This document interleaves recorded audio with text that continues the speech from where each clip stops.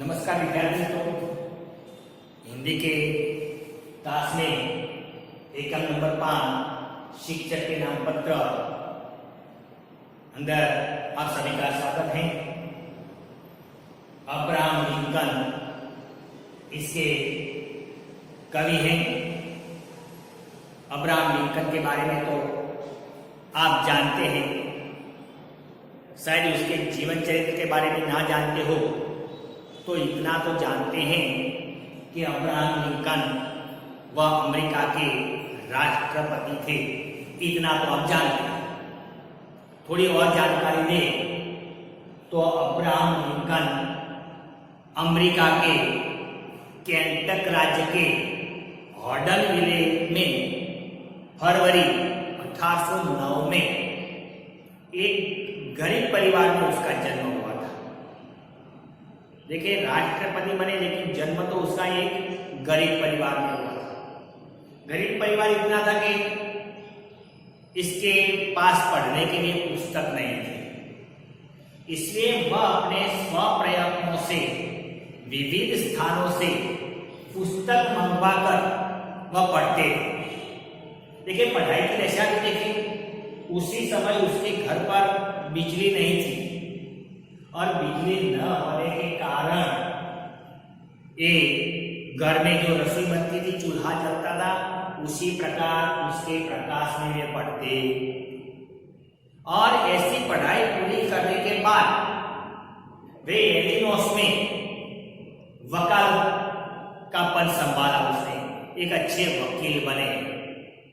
वकील बनकर वह बैठे नहीं रहे, लेकिन अपना कार्य क्षेत्र आगे बढ़ाने के लिए अब्राहम लिंकन ने 1854 में रिपब्लिक पार्टी का नेतृत्व किया। राजनीति में वह जुटे।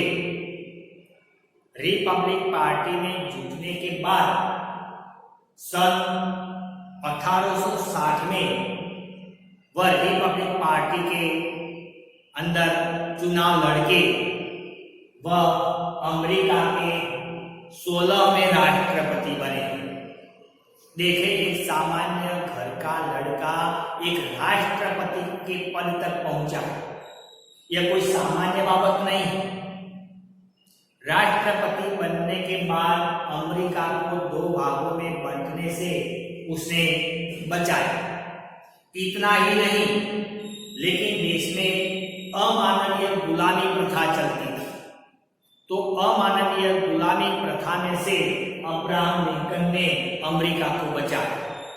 और इसी के कारण अब्राहम लिंकन को अमेरिका की मसीहा कहा जाता है। स्वतंत्रता का मसीहा। मसीहा मतलब पैगंबर, भगवान ने भेजा हुआ एक दूत, उसको बोलते हैं मसीहा।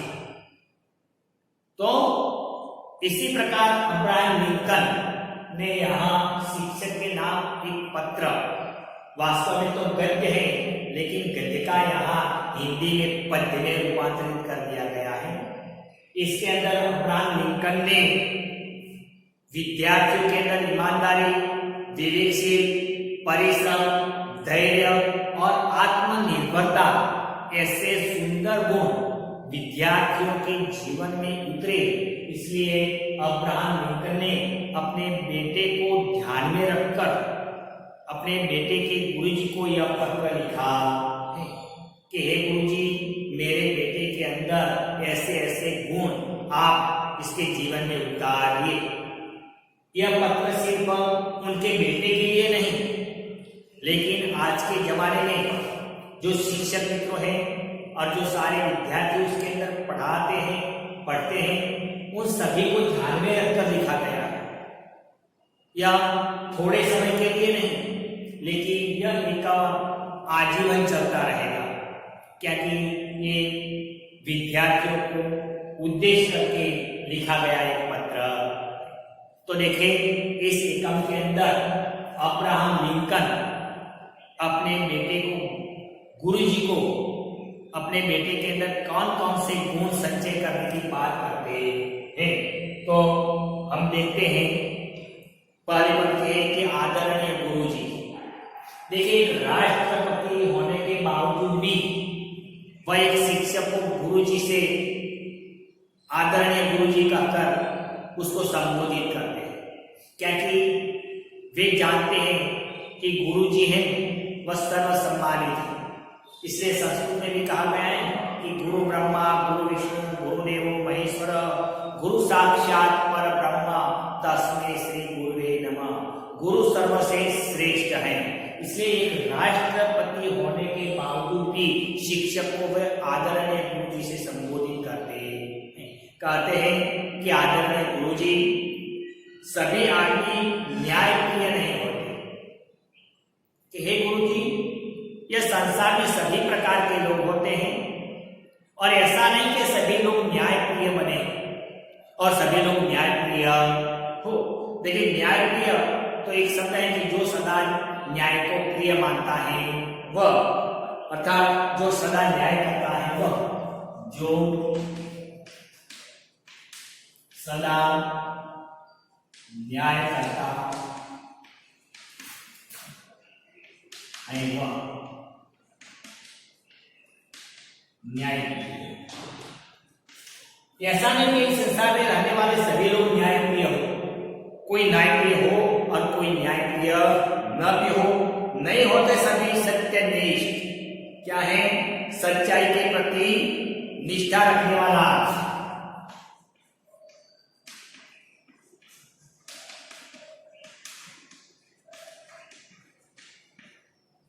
निष्ठा रखने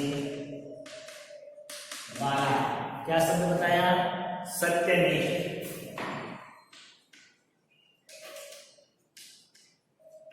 इस संसार में सभी लोग ना तो न्यायप्रिय होते हैं और ना तो सत्यनिष्ठ होते हैं।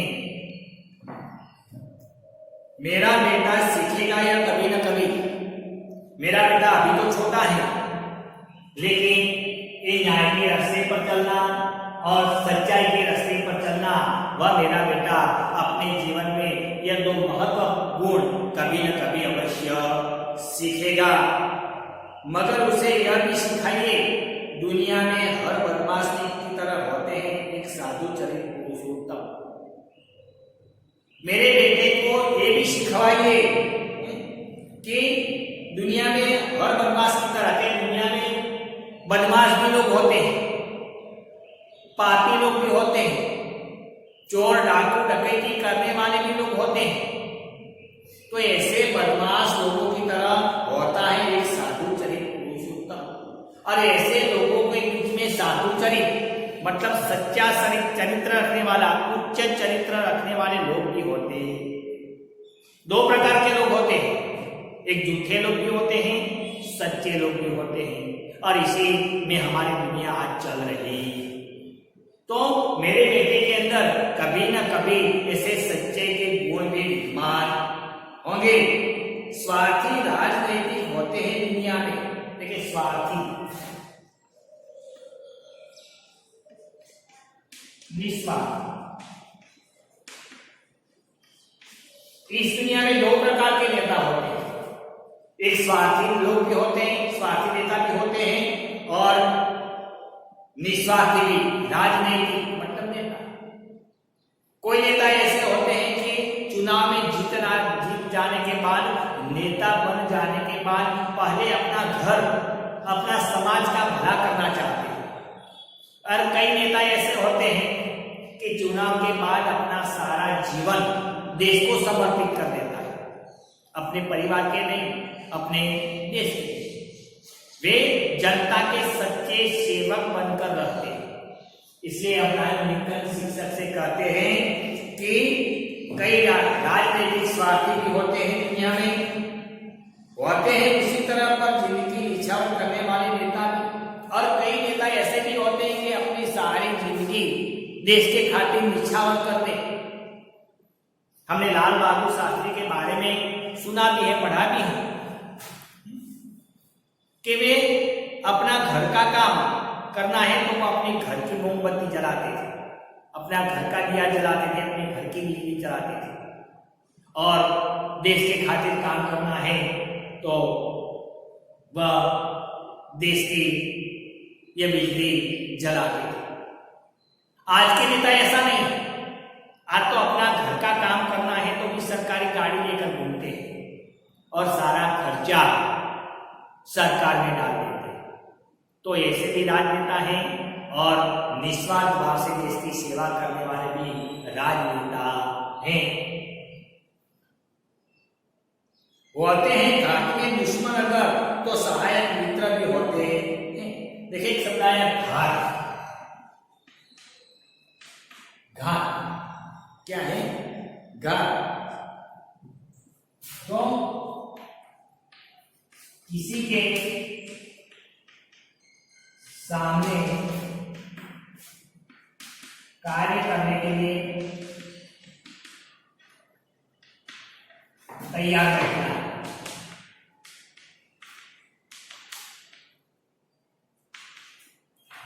देखें इस संसार में दो प्रकार के और लोग भी होते हैं कि कई लोग ऐसे होते हैं कि घात में या घात लगाए बैठे होते हैं। कब समय मिले हम उसके पर हमला कर दें, कब समय मिले हम हमारा स्वार्थ पूर्ण कर दें। तो ऐसे घात मतलब दूसरों पर अपकार करने वाले लोगों का भी टोटा नहीं है। तो सहायक मित्र भी होते हैं। हे गुरु जी, कैसे घात लगाने वाले लोग भी होते हैं और साथ में सहायक उपकार करने वाले मित्र भी होते हैं। मित्र भी दो प्रकार के, वास्तव में तो मित्र ऐसे होते नहीं, लेकिन कई बार ऐसे उपकार करने वाले भी होते हैं और कई सहायक मित्र भी बनते हैं। तो हे गुरु जी, मेरे बेटे को ये भी सिखाइए कि तुम ऐसे घात लगाकर बैठने वाले ना बनो। तुम्हारे अंदर एक सहायक मित्र के अंदर जो भावना है वैसे सहायक मित्र की तरह आपको बनना है। सभी बातें झटपट नहीं सिखाते बनती। अब्राहम लिंकन ये भी जानते हैं, गुरु जी की क्षमता भी जानते हैं कि जितना ज्ञान देना है उतना ज्ञान एक दिन में वह छात्र को नहीं दे सकता, और उतना ज्ञान दे तो छात्र को याद भी रहता। इसलिए वह कहते हैं कि हे गुरु जी, मैं भी जानता हूं कि मैं जितनी सारी बातें बता रहा हूं वह सारी बातें तुम एक साथ मेरे पुत्र के अंदर डाल सकोगे नहीं। फिर भी हो सके तो उसके मन में जमाए, लेकिन फिर भी तुमसे हो सके तो उसके मन में जमाए। मन में जमाना मतलब मन में दृढ़ करना। मेरे बेटे को निष्ठावान बनाए, मेरे बेटे को प्रमाणिक बनाए, मेरे बेटे के अंदर न्यायप्रियता बनाए, मेरे बेटे के अंदर सत्य निष्ठा का गुण का संचय डाले और मेरा बेटा एक सच्चा देशभक्त बने। वैसे गुण तो मेरे बेटे के अंदर संचय करो, मेरे बेटे के अंदर जमाओ, मेरे बेटे के अंदर सुदृढ़ करो। पसीना बहाकर कमाया हुआ एक पैसा तक फोकट में मिले हंडे से ज्यादा मूल्यवान है। देखिए हंडा, घड़ा, जिस घड़े के अंदर सोना चांदी के जेवर या सोना मोहरे भरी होती है वैसा घड़ा उसको बोलते हैं हंडा। देखिए यहां अब्राहम लिंकन ने दो बातें बताई, एक मेहनत से मिली हुई चीज और एक बिना मेहनत से मिली हुई चीज। दोनों में कितना फर्क होता है, दोनों में कितना अंतर होता है। उसने कहा कि पसीना बहाकर कमाना, पसीना बहाकर कमाना वो मुहावरा है, बड़ी मेहनत से कमाना। तो हम बड़ी मेहनत से जो कमाते हैं उसकी कीमत ज्यादा है। चाहे मेहनत से कमाया हुआ 1 रुपया है, वह 1 रुपया भी यह रुपया पैसों से भरा हुआ घड़ा है, उनसे भी मूल्यवान। आजकल के बच्चे ये नहीं जानते पैसों का मूल्य कितना है, वह समझते नहीं, लेकिन वह सोचे कि मेरे पिताजी कितना परिश्रम बहाकर, कितनी मेहनत मजदूरी करके ये पैसे लाते हैं, ये बारे में सोचे। लेकिन जब वे लड़के वैसा परिश्रम करे और फिर 2-5 रुपया कमाए तब उसको पता चलता है कि पैसों की कीमत कितनी होती। हमने 8वीं-9वीं कक्षा में एक ऐसा पढ़ा था कि जिसके अंदर एक बाप बेटे से कहता है कि जा 1 रुपया कमा कर ला वरना शाम का खाना मिलेगा नहीं। लड़का रोता रोता माँ के पास जाता है, माँ उसे 1 रुपया निकाल कर देती है। लड़का बाप के पास जाता है और दिखाता है कि लो 1 रुपया। बाप कहता है कि जा 1 रुपया कुएं में फेंक दे, तो लड़का जाकर तुरंत कुएं में फेंक देता है। दूसरे दिन भी कहता है कि जा 1 रुपया कमा कर ला वरना खाना मिलेगा नहीं। दूसरी बार रोता रोता बहन के पास जाता है, तो बहन भी उसे 1 रुपया निकाल कर देती है। फिर दौड़ता पिताजी के पास आता है, पिताजी कहता है चल यह रुपया कुएं में फेंक दे। लड़का वह रुपया कुएं में फेंक देता। अब पिताजी समझ गए, समझदार थे, इसलिए अपनी पत्नी को मैके भेज दिया और लड़की को ससुराल भेज दिया। अब लड़के से कहा कि जा 1 रुपया कमा करना वरना शाम का खाना मिलेगा नहीं। अब लड़के को रुपया देने वाला कोई नहीं था, इसलिए वह स्टेशन जाता है और एक अमीर की संदूक उठाता है और अमीर के घर तक पहुंचता है। लेकिन घर तक पहुंचने में उसका पूरा शरीर पसीना पसीना हो जाता। कड़ी मेहनत करने के बाद उसे 1 रुपया मिलता है। अब घर आता है, पिताजी से कहता है कि लो पिताजी 1 रुपया। अब पिताजी कहता है कि जा एक कुएं में फेंक दे। तब लड़का क्या बोलता है कि पिताजी मैंने कितनी मेहनत की है, कितना पसीना बहाया है और तभी 1 रुपया मिला है, और तुम कहते हो कि 1 रुपया कुएं में फेंक दे। तभी पिताजी को पता चला कि अब बेटे को सही मूल्य, पैसों का कितना मूल्य है, सही मूल्य क्या है, मेहनत का क्या फर्क पड़ता है, मेहनत का कितना मूल्य है, तब बेटे को समझ में आता। इसलिए यहाँ अब्राहम लिंकन देश के राष्ट्रपति, उसके पास पैसा धन सब कुछ है, लेकिन फिर भी उनकी से वे बताते हैं कि मेरे लड़के को ये सिखाना, ये बताना कि मेहनत से कमाई, जो मेहनत से कमाए हुए रुपये हैं वह मुफ्त में मिले, अंडे से भी ज्यादा मूल्यवान। सिखाए उसे कैसे झेलते हैं हार। देखिए झेलना,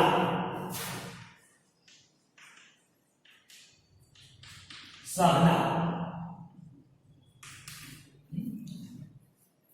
और सिखाइए जिनकी खुशी को स्वयं बनाए। देखिए जीवन में कई प्रसंग ऐसे होते हैं कि जिसके अंदर हार भी मिलती है और जीत भी मिलती है, लेकिन आजकल सफलता मिलने पर मनुष्य बुरा नहीं समाता और हार मिलने से मनुष्य निराश हो जाता है। तो हे गुरु जी, मेरे बेटे को ये भी सिखाया जाए कि लाख निष्फलताओं में एक सफलता छिपी होती। वह कोई भी कार्य में निष्फल हो जाए तो निष्फल हो जाने के बाद वह निराश ना हो जाए, वह फिर से प्रयत्न करने के लिए तैयार हो जाए, वैसी भावना उसको। और अगर जो जीत भी मिल जाए तो जीत की खुशी में वह इतना बह न जाए, जीत की खुशी में इतना अभिमानी ना बन जाए कि वह खुद की खुशी भी बर्दाश्त ना कर सके।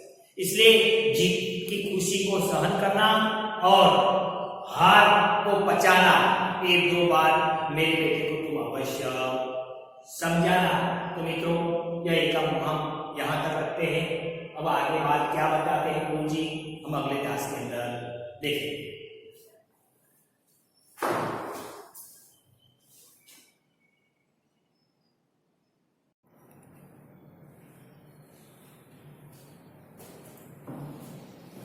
नमस्कार मित्रों, अगले क्लास चंद्रशेखर आजाद के दूसरे क्लास के अंदर हमने देखा था कि सद्गुरु सर्वावस्थी जो हमारे लेखक हैं, लेखक बताते हैं कि चंद्रशेखर की याद भूले न भुलाए वैसी है।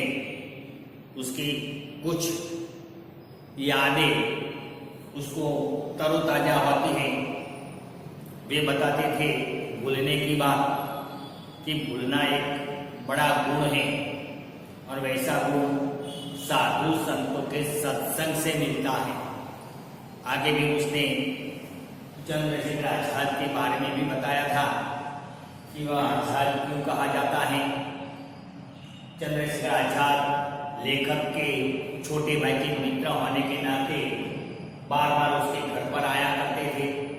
कई बार रास्ते में रेलवे स्टेशन पर या अलग अलग स्थान पर चंद्रशेखर आजाद और लेखक की मुलाकातें होती हैं। अपने मित्र के बड़े भाई होने के नाते चंद्रशेखर आजाद लेखक को बड़ा भाई कहते। आगे भी बताया था कि चंद्रशेखर आजाद को दो बातों पर विश्वास था। एक तो उसकी कमर में लटकी हुई बंदूक और कंधे पर लगे हुए कारतूस, इसके पर उसे बड़ा विश्वास था, बड़ा भरोसा था। जिस घर में उसको शरण मिलती थी वह घर को कोई नुकसान न होने पाए उसका वह पूरा ख्याल रखते थे। अगर गोलियों की बौछारें बरसानी है तो वह घर से थोड़े दूर जाकर वह गोलियां बरसाते थे। इसके कारण जहाँ शरण दिया है वहीं घर वाले को कोई नुकसान होता नहीं। यहाँ तक हमने देखा था। देखे इस एकम के अंदर अब लेखक आगे क्या बताना चाहते हैं। क्रांतिकारियों के कई विस्फोटक कार्य और मेरे परिचय के अंतकाल में ही हुई। क्रांतिकारियों के कई विस्फोटक कार्य भी थे। देश को आजाद करना है, इसलिए ये तो अहिंसा में मानते नहीं थे, हिंसा में मानते थे। इसलिए हिंसा फैलाए बिना स्वराज्य मिले नहीं, वैसी बात ये समझते थे। इसलिए कई बार उसने हिंसा फैलाई थी, बड़े बड़े विस्फोट किए थे। और ये विस्फोट की जो जानकारी थी वह जानकारी लेखक कहते हैं मुझे अंतकाल में ही मिली थी, पर उन पर बातें करने और पूछने का मुझे संभव न था। लेकिन इसके पर बातें करने का या सामने से चंद्रशेखर आजाद को पूछने का कोई प्रश्न ही नहीं था, क्योंकि चंद्रशेखर आजाद कई बातें ऐसी थी जो लेखक ना पूछते थे तो अभी उसको बता देते थे। मेरी मुद्रा में उसका अनुमोदन न देकर प्रसन्न टल जाया करता था। उनका शरीर शक्ति का पुंज था, मतलब शरीर सौष्ठव से देखा जाए तो बड़े ऊंचे मजबूत और खड़तल थे, मतलब शक्ति का पुंज था। और उनकी आत्मनिर्भरता की प्रतिकृति, आत्मनिर्भर, अपने पर निर्भर रहना, अपने पर पूरा भरोसा रखना, अपने पर ही पूरा विश्वास रखना, ये उनकी प्रतिकृति थी। उनकी स्फीत शिराओं में उष्ण रक्त भरपूर प्रवाह था। देखिए एक शब्द आया स्फीत, ऐसा शब्द है स्फीत, घनी शिरा। हमारे शरीर में दो प्रकार की रक्त वाहिनियां बहती हैं, एक धमनी और शिरा। विज्ञान की भाषा में देखा जाए तो शिराओं में अशुद्ध लोई बहता है और धमनी में शुद्ध लोई बहता है। यही शिराएं मतलब हमारे शरीर में बहने वाली रक्तवाहिनी। तो कहने का मतलब कि चंद्रशेखर आजाद के शरीर में जो रक्तवाहिनी थी इसके अंदर गर्म लहू बह रहा था। अब गर्म लहू बहना मतलब देश के लिए कुछ कर मिटने की भावना वाला क्रोधित रक्त बहते रहना। तो उसी प्रकार उसके शरीर में गर्म लहू बहता था।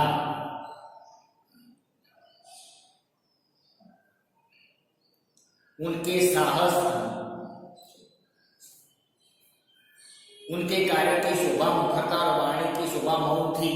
उनके कार्य सुवासित देते थे। वह मितभाषी थे, बोलते कम थे लेकिन काम ज्यादा करते थे।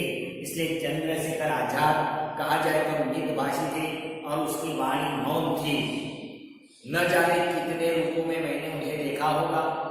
लेखक कहते हैं कि चंद्रशेखर से मेरी कई बार मुलाकात हुई है, इसलिए मैंने कई बार चंद्रशेखर को अलग अलग पहनवेश में, अलग अलग परिधान में, अलग अलग रूप में मैंने चंद्रशेखर आजाद को देखा है। देखिए किस रूप में देखे, कलंकीदार पंजाबी पगड़ी पंजाबी लोग जो पगड़ी पहनते हैं वैसे कलंगीदार, ऐसी कलंगीदार पगड़ी कई बार वो पहनते थे और ढीले सलवार में भी कितने अच्छे लगते थे और वह ढीला सलवार पहनते थे।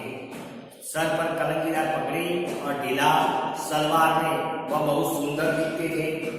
खद्दर के कुर्ते और बंगाली धोती में भी वैसे ही लगते थे। तो खद्दर का कुर्ता भी पहनते थे और बंगाली धोती।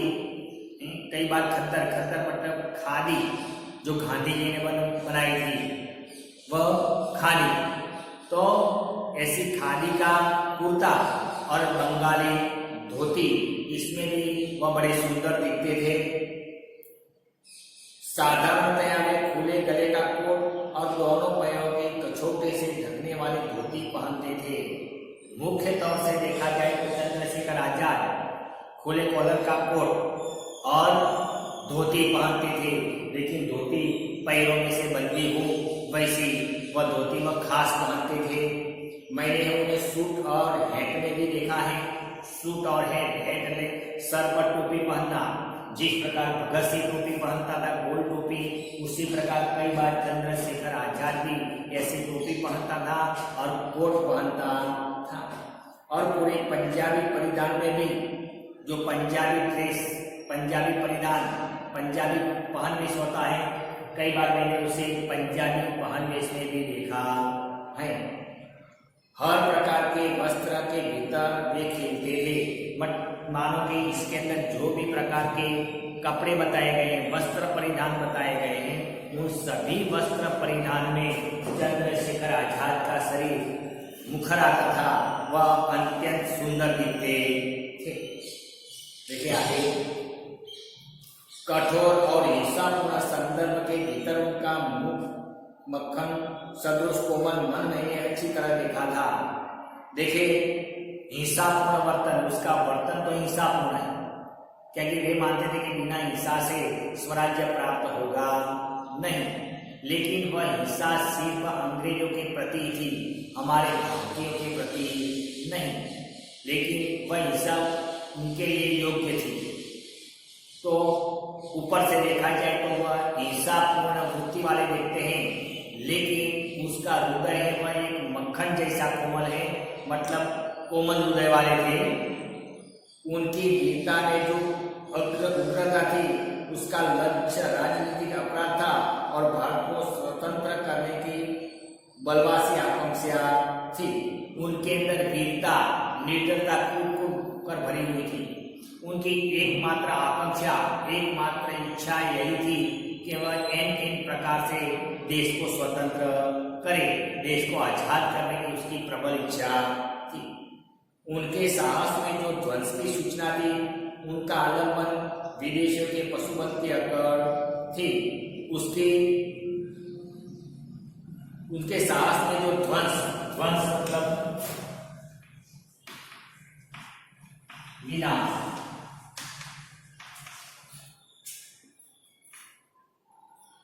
मानो कि अंग्रेजों का विनाश ही न करना चाहते हो, उसी प्रकार उसकी अंदर ध्वंस की भावना थी।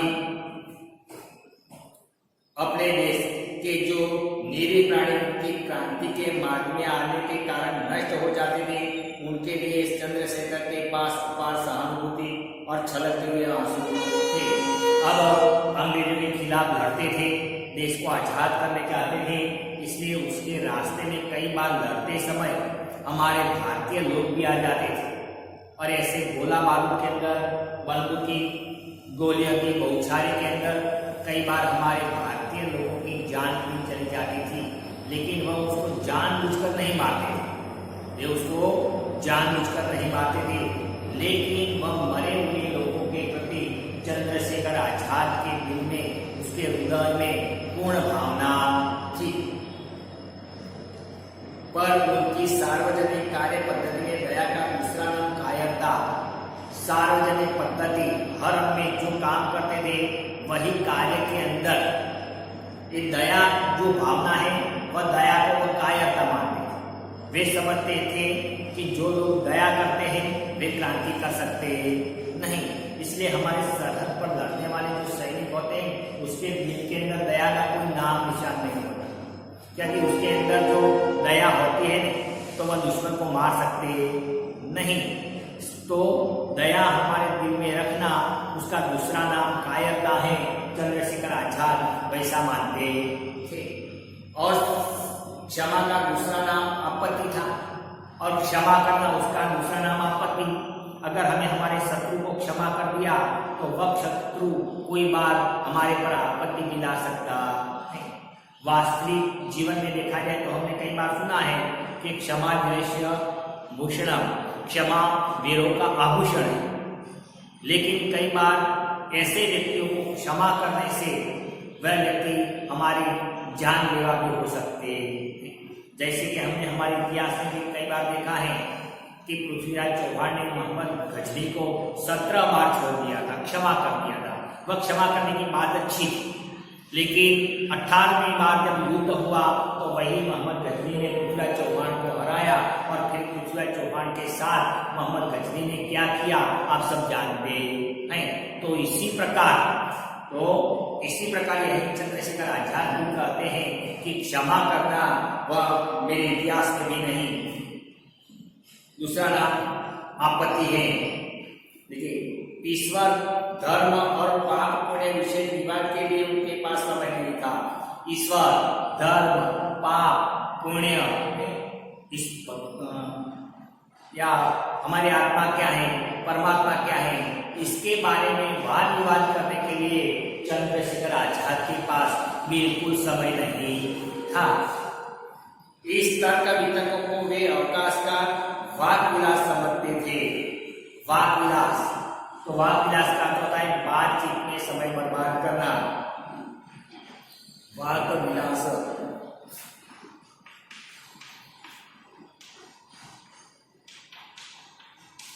बातचीत में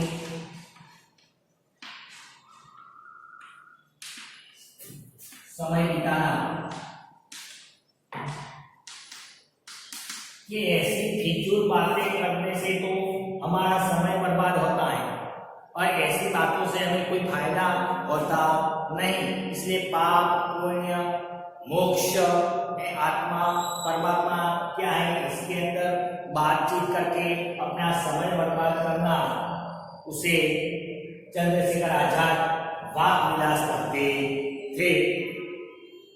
मैं कह नहीं सकता कि उनकी विषय संबंध में क्या मान्यता थी, पर यह निर्विवाद कहा जा सकता है कि जिस मान्यता से मन में हिचक, शैथिल्य, कार्यभूता, वाद विवाद, पलायन आदि को अवसर मिले, उसके वे प्रतिकूल थे कि जिसके कारण हमारे शरीर के अंदर शिथिलता आ जाए, कार्य करने से डर लगे, और ऐसे कार्यों से सदंतर चंद्रशेखर आजाद दूर रहते थे।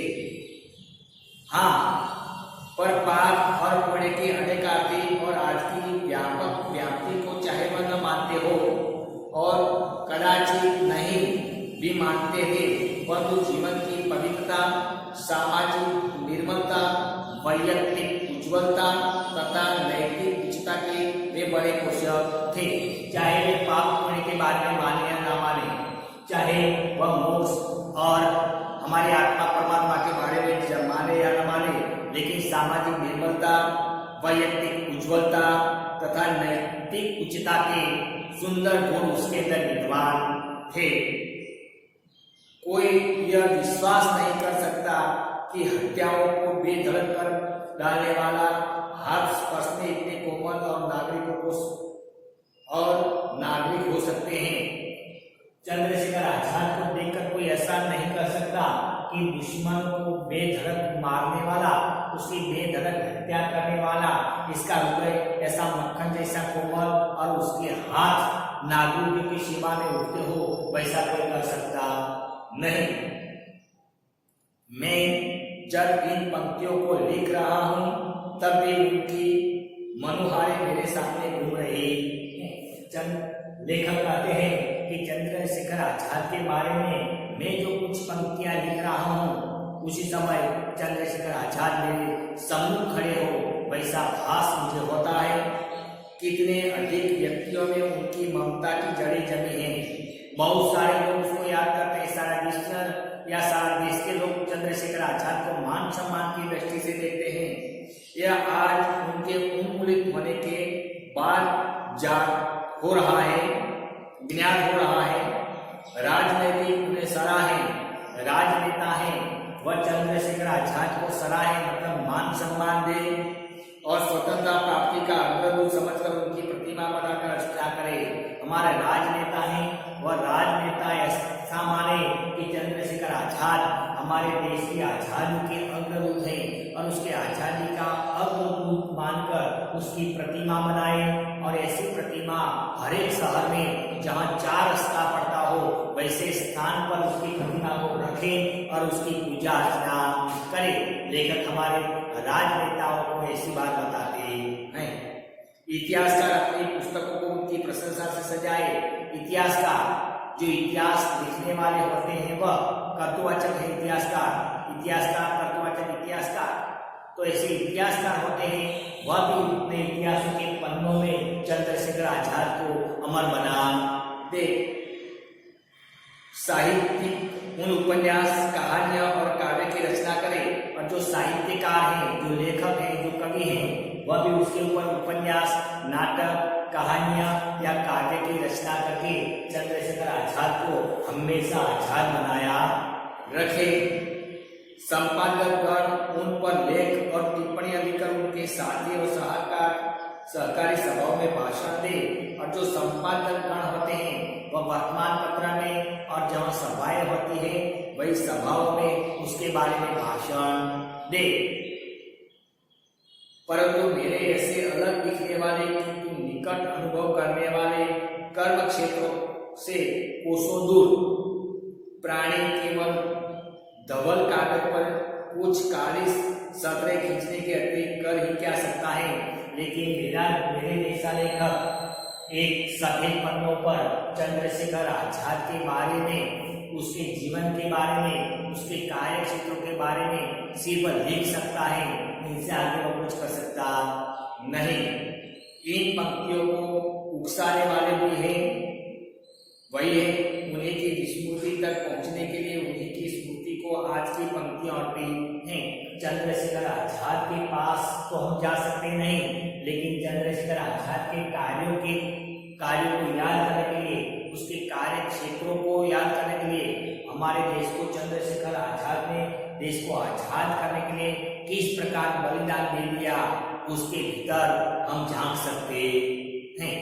तो मित्रों, ये चंद्रशेखर आजाद के शैशव या उसके बचपन या उसकी युवावस्था के बारे में और देश के लिए चंद्रशेखर आजाद ने क्या किया है, वह कैसे लिखते थे, लेखक के किस प्रकार के मित्र थे और यह भूलना याद रखना, ये बाबतों के बारे में लेखक ने जो कुछ बताया है वह आपके सामने सब हमने बताया है। अब हम उसके स्वाध्याय के बारे में लिखते हैं, तो कुछ हम प्रश्न देते हैं, उसका सविस्तार या टूक में जो उत्तर देना है वह आप अपने नोटबुक में अवश्य लिखें।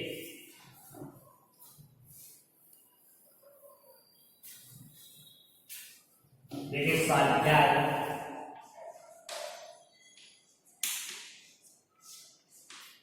प्रश्न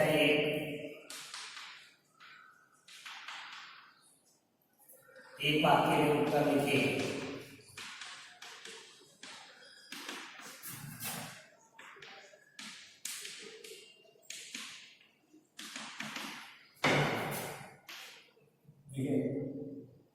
विस्मृति का वरदान कैसे मिलता है।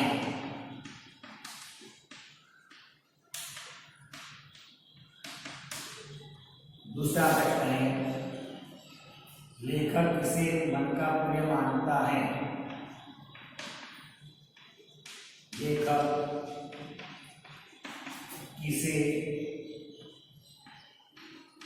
मन का पुण्य मानते हैं।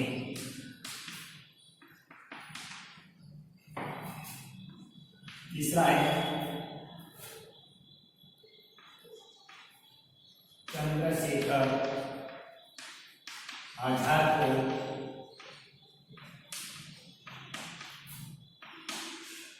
किस पर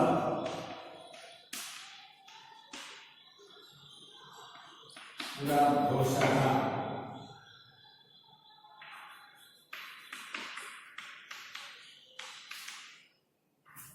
दो वाक्य में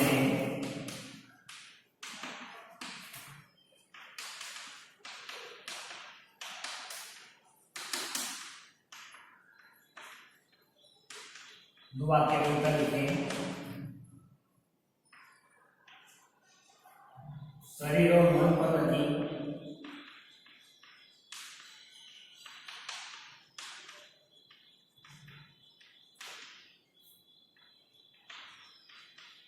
लगी चोट में क्या फर्क है।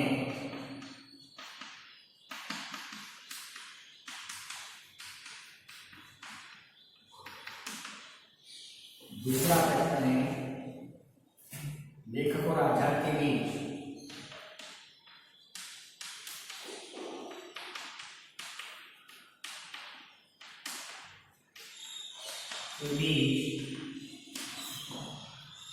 पारस्परिक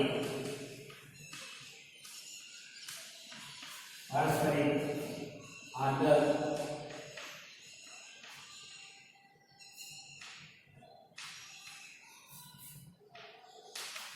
क्या था।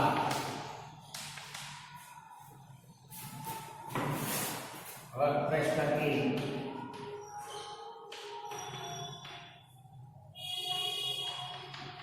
पांच वाक्यों में उत्तर लिखें।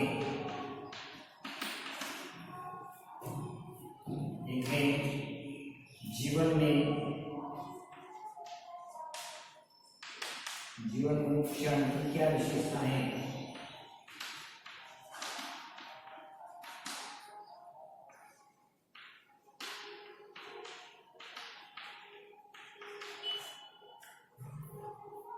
और देखें एक वाक्य में उत्तर लिखें।